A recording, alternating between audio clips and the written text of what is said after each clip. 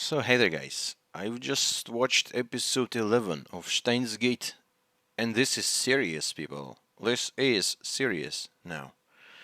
The reaction is in the description, go watch it, and go back here if you want to listen to the discussion. And the discussion starts right now. Let's go through the episode. Uh, oh man, I already forgot. This episode starts so good with Suzuha's like perfect meaty part of her body.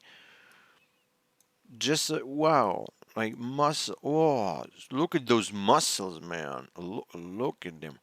So, and this is also really interesting.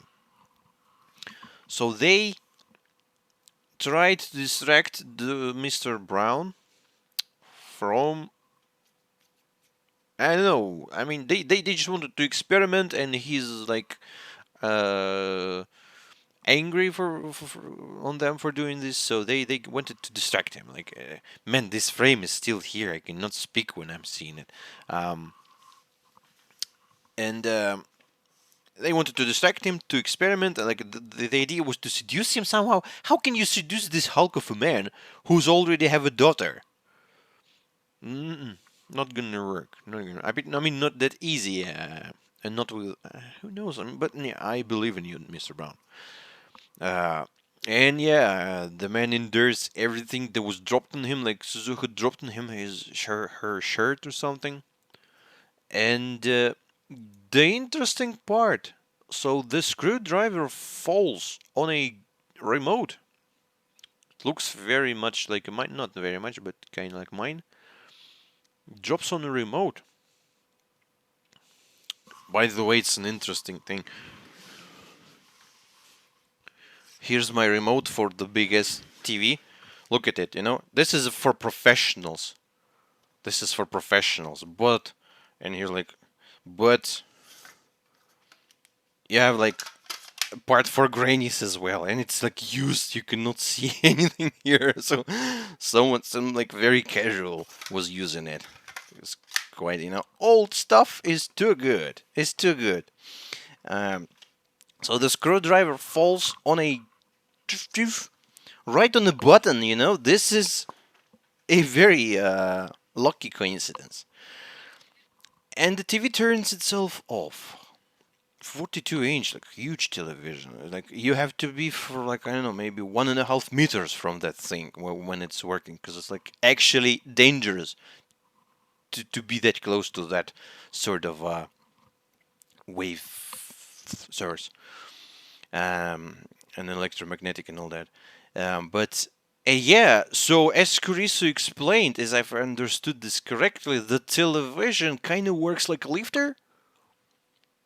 I mean, I remember that they were mentioning this lifter and telling that it like uses some ion stuff, and yeah, it actually how the tube works, like the little ions, like it's difficult to explain, but yeah, it's kind of like yeah, I can understand that, and because it's so big, it actually influences the place, even under upstairs. And that's why the experiments they were either working or not working. They were working mostly when Mr. Brown was like watching the television. Um, well, this is interesting for sure. And they found out about that. Ocarina is surprised. This doesn't look like a super big on a picture, but 42 inches is crazy because, as I've said, mine is 34, maybe 36, but no, I think it's 34, and it is big. You just cannot really understand how big it is from the camera because it shapes stuff a bit differently. Even my face is a bit different, like in real life. It's not that wide, I'd say. I don't know. Yeah, that's a scientific discovery, and Hokarian pays for this discovery with his health. And thank you, Mr. Brown, for not killing the guy. Because you could have. You could have. And then interesting part. So Kurisu explains the world. The third 42-inch CRT on the just happens to function as a lifter. So we were only able to send messages when it was working. Uh-huh. Uh-huh. It makes a lot of sense. But what's with the black hole, though? They were kind of mentioning like connection to LHC, Large Hadron Collider, in the end. I'm not sure if I was like too shocked to understand everything, so we're gonna watch it. Uh-huh. And what was the?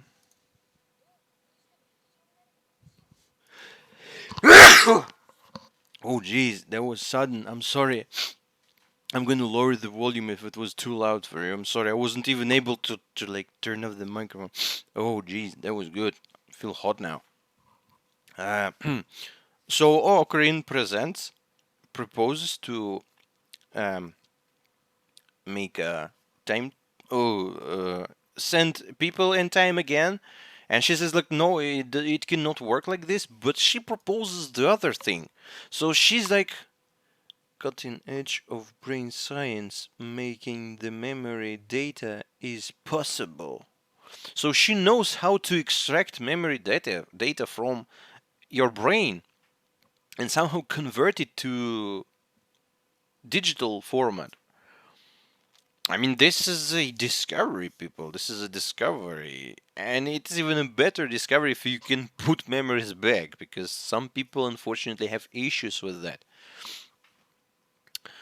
Uh, and she kind of proposes to you're not sending a man in time, but you're sending his memories, because basically you are your memories. You are your, I don't know the word, but you're like, yeah, you're like here.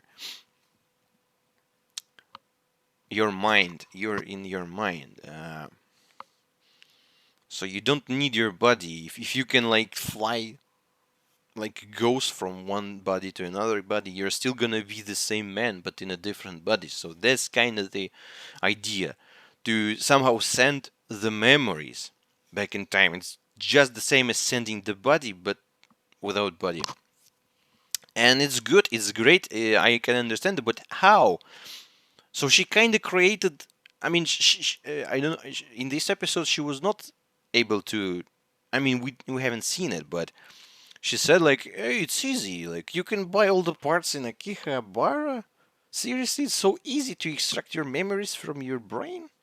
Well, okay, let's just call it fiction part, but it's still interesting. How will you do that? And how will you put the memories back? Because now we can only send the tiny little message, three-parter messages, 30 something symbols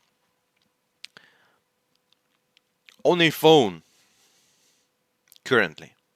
How will you inject the memory in the man? I don't know. But the idea seems pretty interesting, not gonna lie. It has to do with people's memories. You're sending, time leap. So they call it time leap. Your present band content. Basically, like, yeah, it's good. It's a good uh, alternative to sending your body. And it's more, it works different, because if you're sending a stupid information, you don't know what will happen, like changing the, as Okabe and Mayuri were talking about, like he said, like changing the whole city, whole district. You don't know what's gonna happen, but in this case it's not like that. You're kind of actually moving back in time, and you're deciding what you're gonna be doing with it. So you're not changing anything except for yourself, your own actions, your own appearance, words, everything. This is a I mean, this works different. I wonder if it will change the word line. Because why will it change? Because clearly you're kind of like just kind of going back in the same one. Like what Titer did, he got back in time in the same word line. I mean, he's here in many word lines, but the idea is like he went back in the same word line and he's living here and trying to change it now. But he went physically, as far as we know. At least I believe, we believe so, because of the time machine and stuff. But they're like doing this with memories. This is a great idea. I mean, Makise is a genius girl. I'm saying you're going to do the time leap. So they wanna try it, and of course, why not? Especially considering how many shit you're already created with your actions. Of course, we only have to read memories stored in the temporal lobe, and just imagine how many memories are there. How will you send those? Temporal lobe, huh? So I think I can do everything and I keep a. But she takes the should we do that? This is dangerous. And then Ocarina explains to Mayushi how it kind of works. And yeah, they're both not entirely sure, I suppose, about the outcomes.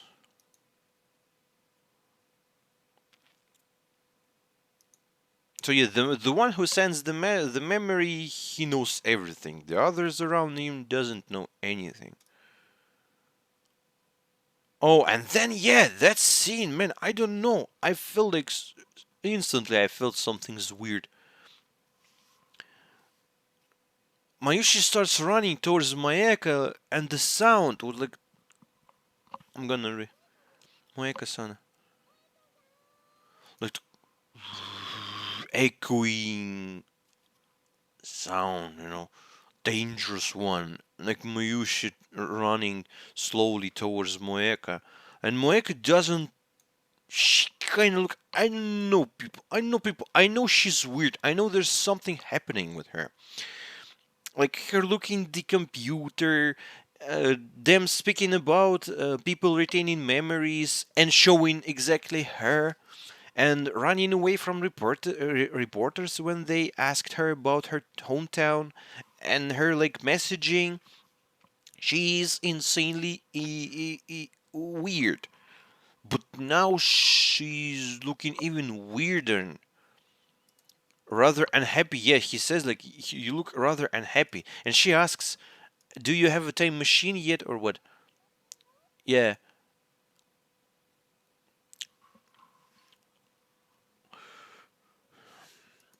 Did you get rid of the time machine? Of course, they're saying no, no, no, and we're not creating new stuff. I mean, okay, just scream harder because not enough people hearing you. People are. I mean, I'm sorry for like being a bit harsh to them, but it is important. You don't speak about that too loudly. This is important. And you know what might happen after that? You know too much. I'm watching you. Jelly and head and blood. I hope I'm gonna look at it, but to me it looked like at first like it was like a child's head, but no, I think it was like not real. I hope, because it is. If it's then holy shell, holy shell, holy shit.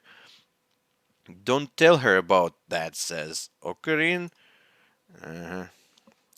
But Mike is love mem. Yeah, it's your fault. And she writes, yeah, and her reaction, what's time leap? Her reaction was like, like he heard something. It's hard to describe, but her reactions in this one were not nice. And her grabbing him, and he explains, yeah, we can go through time, memories, and she says memories, like her eyes. God damn it! Look at that, right? Look at the next frame. No, no, no. One sec. Where's the next frame? Look at the next frame. Who the fuck looks at you like this? And she walks away like, okay, I heard you, man. I heard you, man. I'm not liking it, to be honest. She was always kinda shady. But then we see little girl Naya saying, oh, and Suzu has great figure. Um, yeah. I mean, there were good parts in this episode as well, for sure. Uh-huh, man. Um, what was I saying? Oh, and little Naya, yeah. Naya asks for forgiveness for her father because he almost killed poor Okabe. But, I mean, very nice of you, Naya. And Ocarina also being nice. Finally, not his Huinkoma persona, but himself. Like, don't worry, don't worry. Look, I mean, looking at him, he's like very nice guy. And Naya is smiling, so yeah, it was a good moment between them. She ran, either working or like, oh, she ran to grab the bags to make some cosplay stuff, and then Suzuha. I'm going to give the cosplayer Fubuki her outfit, so we got new name, but I don't think we saw her. Komiyama, so they have like, so she screams to Turu. I need to find parts. Makise Kurisu works with CERN. Not for, but with CERN, she says. Again, like, dropping stuff, like, what? Can you please explain? Why would you be so cryptic? If it's important, then say it. If it's not important, then don't say it. If you cannot say it, then write it. Do something. Stop. So Makise Kurisu works with CERN, she says. But I haven't seen any obvious uh,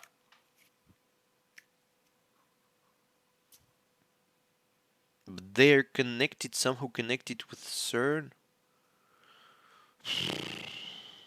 We're gonna get to that, but I mean, doesn't feel like that, but I'm not gonna deny it like 100%. Maybe it is true. Maybe it is true. I mean, she is a scientist. She worked with, at least in America, she studies there or works there. I don't exactly remember. And her father being scientist, as I've said in the episode itself. So I don't exactly know about all that, but this is all getting super confusing, and I'm afraid. So he goes back home, sees her writing at the at channel place. He says some weird thing like nulpo, and she's like, "Gah, I know what's up with that, but I suppose it's some sort of meme or something." And someone explained to me in the comments to one of the previous episodes about some quote she gave, and then they started calling her a channeler because she quoted some phrase, some meme phrase from Death Note. That is a big meme in Japan. So yeah, I'm smarter now. And she like, yeah, red chicks, blushes. I mean, there's a good dynamic between you two people, but what's up with you, girl? I mean, she denies it. She says like, this is stupid, and yeah, he tells her that. she works on CERN.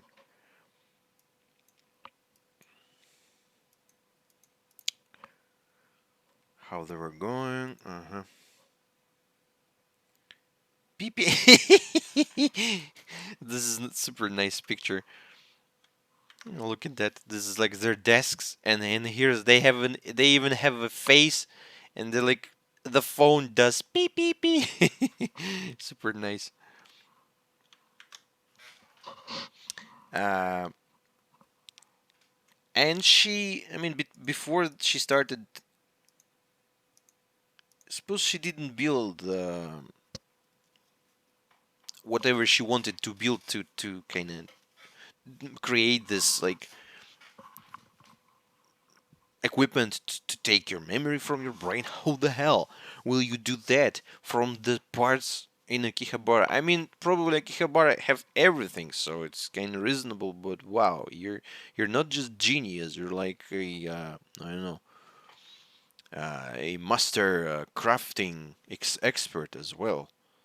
You're like building scientific equipment, and she tells the story. So I mean, there's even no point in going through the story because I remember the whole thing. So basically her father was a scientist, and they had nice time together, and she was always like speaking with him. But he's a proud man, and he's a proud scientist, and he always wanted to be smarter, and because he's a scientist. But unfortunately for him, Carice is not just smart, she's a genius girl.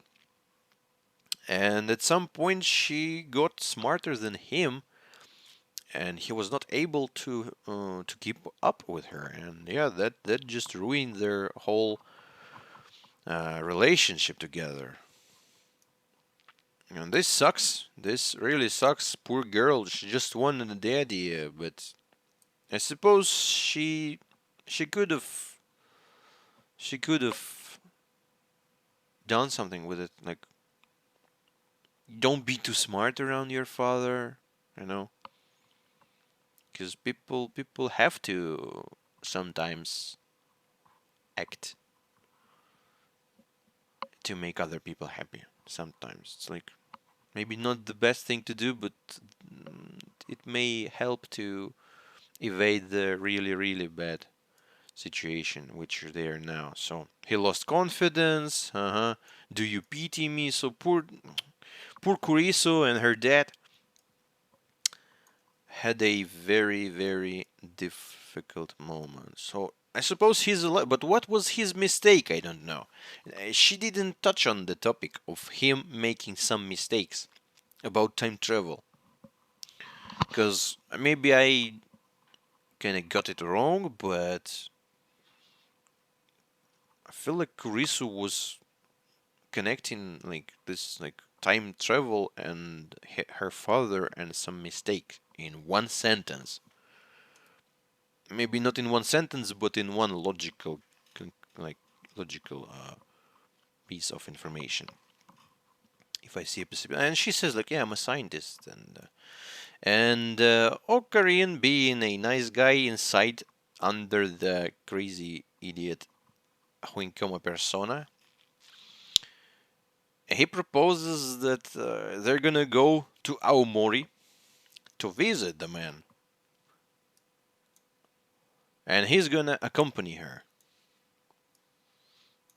And yeah, like this like all grand speech under the moon. So yeah, and she says like, "Hey, you're sometimes you're a nice guy. That's the problem." And then yeah, I mean he's super nice guy. Just his persona. He's playing too much with his persona. Then we see poor Mayushi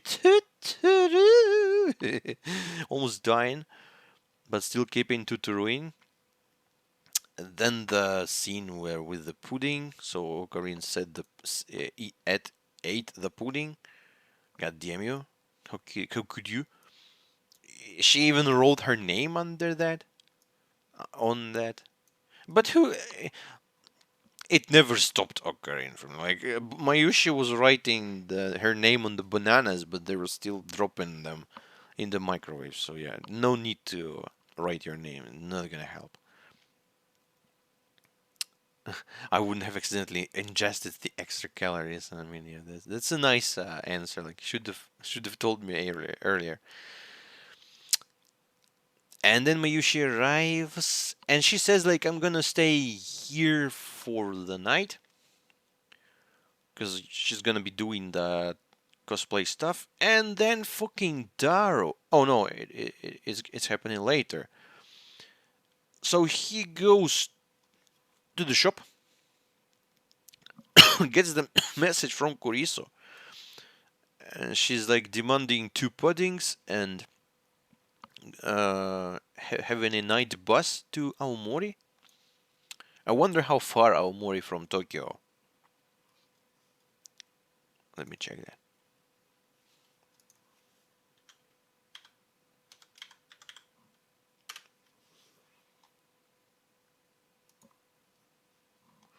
It's oh oh fucking it's pretty far away. It's like half a country away. Wow, it's really far away. Aomori, man, I remember I was playing the game like Total War Shogun 2 and I can't remember this place. It was the place for Fujiwara. He was living there, like, and he saw haze and stuff. But anyways, yeah, it's super far away. And they were like taking the bus. You're gonna be like half a country. It's like how many kilometers? It's too much. Have the bullet train, the Shinkansen, because this is the transport, the best in Japan. I plan on using it if I'm gonna visit Japan. But yeah, and then they're going like shower in the shower. Two girls together, man. Puck, we can kind of see them. Let's get big before coming. And he tries to buy a pudding, and then the message. My assistant again, nope. Just some shit. You know too much. Same email, at nines. And the picture, like low three, you know too much.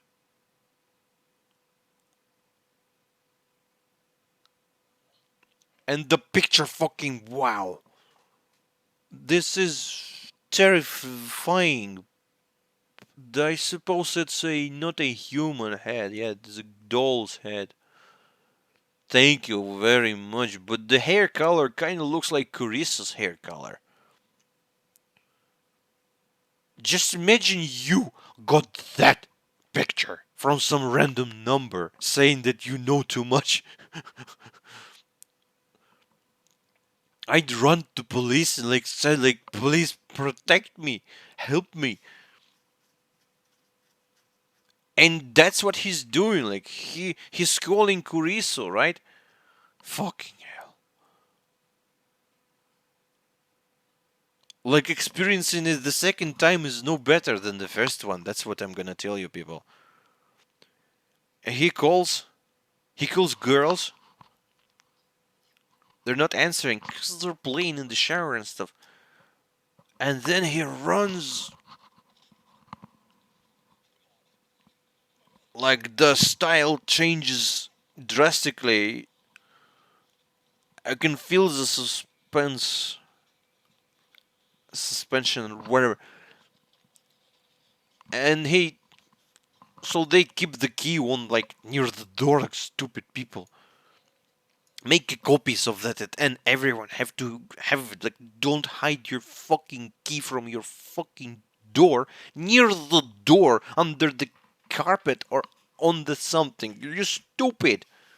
I'm sorry. Just so he runs in, and there's water in the shower. Just imagine yourselves like he opens and there's no like not just poor girls there showering, but two dead bodies in the blood.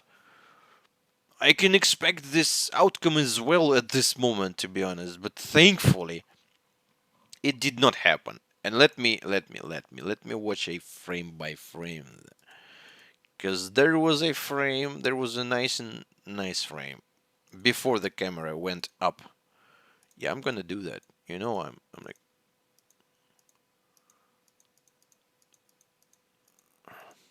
poor girls, but oh shit, people, I see stuff. Oh man, I would like to show you that, but I suppose YouTube's gonna block me. I can literally see their butts naked, naked butts. Great. Thank you, Steins Gate, for like having this 3 frames, 3 frames, and it worked. So their life, thank God. Poor Corizo, though. I will never forgive you. I mean, you have no nice, beautiful body, so don't worry about that. And yeah, you can see on Okrin's reaction after that. He's sitting there and like, thank God, they're alive.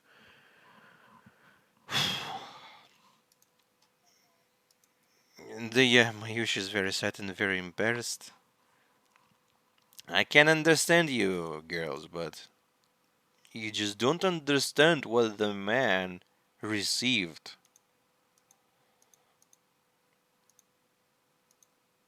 I mean, Kurisu kinda, at some point, he notices that.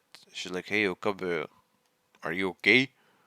It's like, it's not the reaction after seeing 2 beautiful girls in the shower. Like, no, it should be a different reaction. But he's like, whoa. Even Mayushi after that, they both notice that it's not that good. And then Daro appears. Also in his thoughts. Like, damn it, the situation is getting worse and worse every second. So he checks their connection. So uh, they lost the computer, right? So they were not able to see those reports, Jellyman reports. But Daru still hacked CERN. He was able to get into servers and read their uh, mail, and I can see the picture, like CERN top. I knew it. When I accessed it remotely, I thought there was something weird. Is something wrong? The lab is connected directly to the heart of CERN. Directly to the heart of CERN. Is there like a cable? Or like you have like just a connection? How?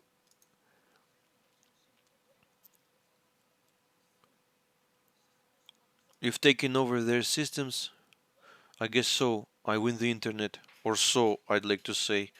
But to be honest, I was connected before I even knew it. So you're like people, you're wired or something.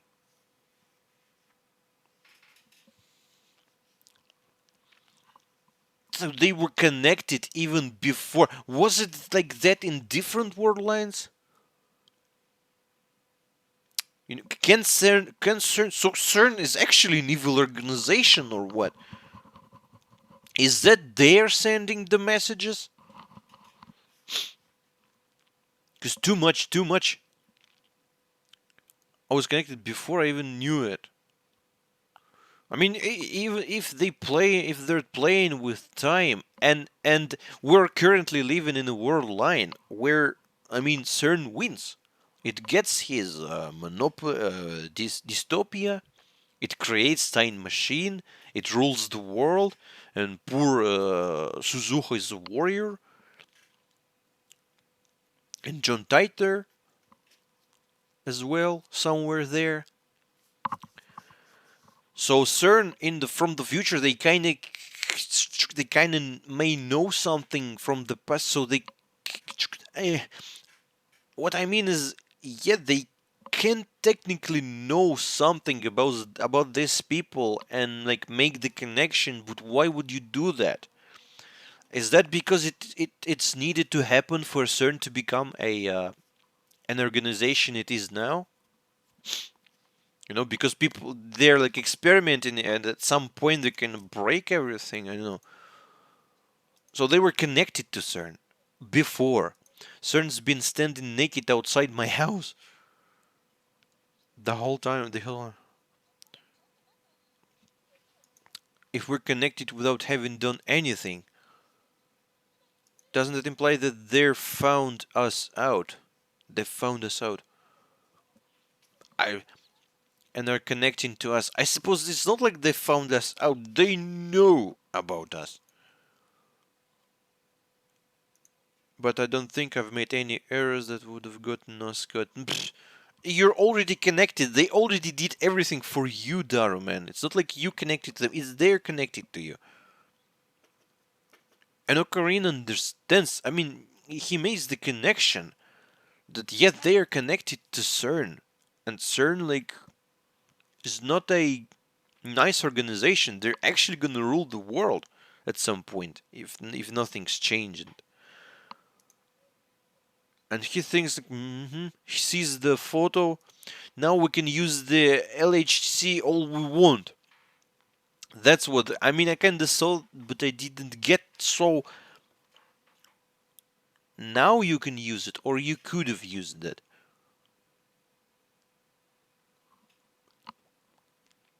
before, or what? Now, why now? CERN, the LHC. And he, Green sees the picture, like, didn't show it to Mayushi then, though. Is something wrong with your phone? Not with the phone. And he's scared. Karin really scared. I never saw him that scared. Like sweating and the music and it ends. Are you serious, people? Now they can use the collider itself. Really? The CERN gives them all the. How can you know?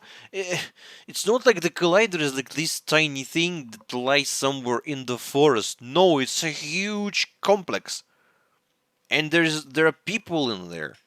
And if you're turning the thing on, there's like so much electricity needed for that. So like a lot of people will know that it's used now.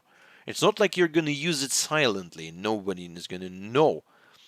CERN needs them to use that. For some, I don't know. It's a time travel story. But you can create everything out of it. But I'm sure that CERN from the future somehow wired for this. But then again, whole concept is weird, and then we were jumping from the world lines. Maybe it was not like this before in other world lines. I'm not sure, but in this one, it's bad. It's bad. It's getting bad. Everyone looks suspicious. Everything looks suspicious.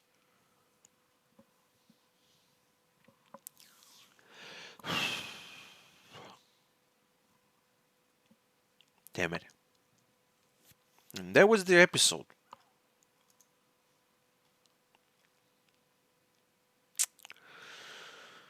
Yeah. So, we're gonna see in the next episode, people.